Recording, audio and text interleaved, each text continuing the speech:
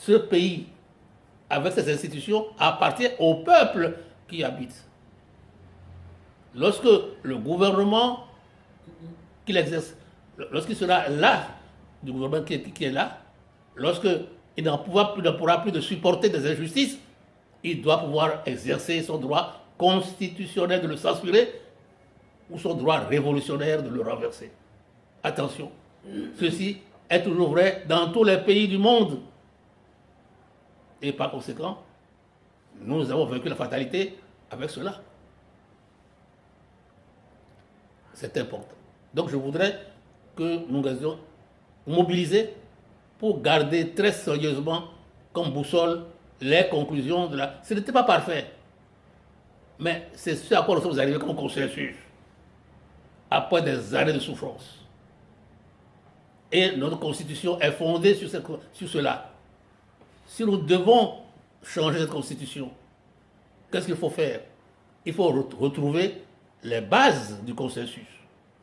Il faut se retrouver pour en discuter, pour dialoguer, pour arriver à ce que demain soit meilleur sur la base des expériences vécues.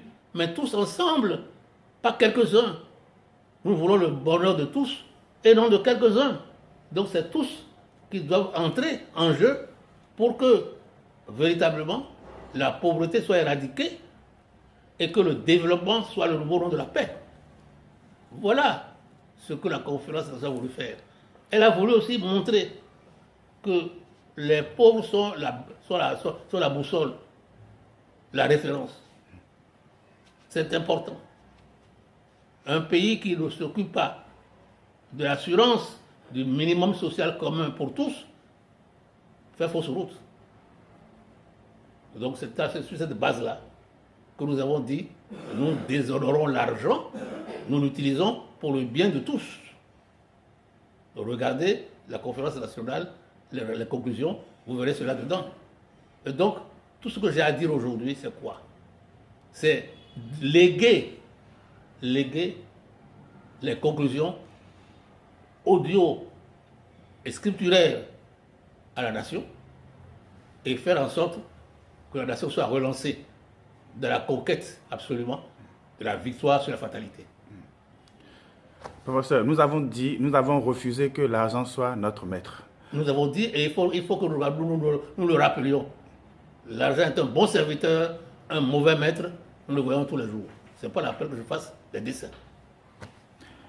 Est-ce que vous avez la conviction que près de 30 ans après la conférence nationale, nos institutions qui sont issues de cette conférence nationale gardent leur ancrage dans notre société pour nous donner cette société démocratique que nous avons choisie? Je vous ai dit, je ne veux pas que cette interview apparaisse comme étant une occasion de critiquer ici et là. Je ne veux pas ça. Mais je veux que ce soit une interview qui permette, n'est-ce pas, de dire l'essentiel. Hors de la Constitution, pas de salut. Je répète, hors de la Constitution, pas de salut. Et soyons sincères avec la Constitution. Ne trichons pas avec, ne jouons pas avec. S'il faut la modifier, il y a des moyens, il y a des méthodes que nous avons apprises, que nous connaissons, pour la modifier. Ensemble. Pas un contre, pas tous contre. Non, tous ensemble, oui. Voilà. Donc voilà comment je vois les choses. Donc les hommes ne sont pas parfaits qui animent nos institutions. Qui est parfait? Pas moi, pas personne d'autre, n'est-ce pas? Mais on fait l'effort d'être bon. Il ne faut pas dire je ne suis pas saint, donc je ne suis pas un saint. Non. Il faut faire l'effort de se sanctifier quand on est chrétien. Il faut faire l'effort de se convertir. Il faut se mettre à genoux et se confesser. C'est ça aussi un chrétien. C'est-à-dire qu'on reconnaît qu'on n'est pas parfait. Mais quelqu'un qui dit qu'il est parfait, lui, et les autres, les imbéciles, il fait erreur. Il fait erreur. Vous avez pensé léguer à la jeunesse les documents fondamentaux de la conférence nationale. Est-ce que c'est parce que c'est les outils modernes ou parce que la génération d'aujourd'hui... Les deux. Les deux. Les gens oublient. Notre mémoire est faible. Il faut rappeler le contexte. faut rappeler ce qu'on a voulu faire.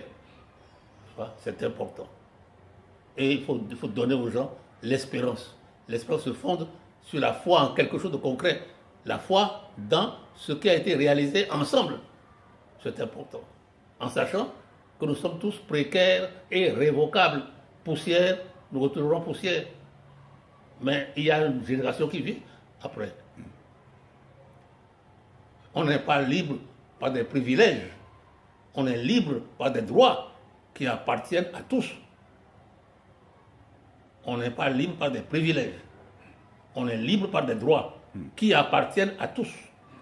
Le jeune qui est né en 2000 a 18 ans le 28 février prochain. Que voulez-vous qu'il retienne? C'est pour lui que je laisse la conclusion. Qu'il lise, qu'il se réfère, qu'il s'interroge, qu'il interpelle, qu'il critique et qu'il se mette avec d'autres pour évoluer, monter sur les épaules des anciens pour voir plus loin et pour faire mieux. On ne voit loin que de haut. Mais le haut s'appuie toujours sur le bas. Le haut s'appuie sur ce qui est en bas. Et ce qui est en bas, c'est l'humus. C'est nous qui serons l'humus qui permettra à la terre de continuer à germer, de continuer à produire. Je crois beaucoup à notre Constitution. Je crois que lorsque nous jurons devant Dieu et les mânes de nos ancêtres, nous faisons un geste très fort. Souvenons-nous de cela. Donc on pense que le 28 février doit être une date consacrée pour la célébration de cette union retrouvée par tous les Béninois. Qu'en pensez-vous? C'est une bonne idée, mais ce n'est pas ça qui est important. Le plus important, c'est la mémoire fidèle. Un souvenir heureux est peut-être sur terre plus vrai que le bonheur. Alors le souvenir heureux, c'est que la conférence nationale a eu lieu et qui est des conclusions auxquelles on peut se référer. L'histoire est la maîtresse de la vie. Historia magistra vitae. Je vous le recommande absolument. Merci.